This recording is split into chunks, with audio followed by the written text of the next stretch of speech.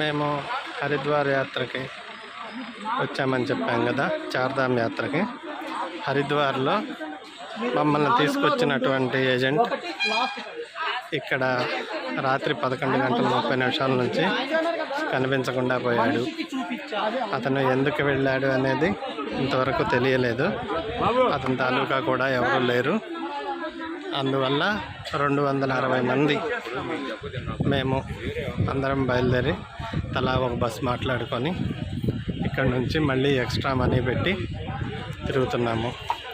యాత్రని పూర్తి చేయడానికని ముందుకు వెళ్తున్నాము. అందరూ రకరకాలుగా ఇబ్బంది పడుతూ రోడ్ల మీద కూర్చొని తిరుగుతూ ఉన్నారు. అది తెనాలి అతను పేరు గురుమూర్తి, అతని పేరు. మమ్మల్ని తీసుకొచ్చిన అతని పేరు తెనాలి నుండి.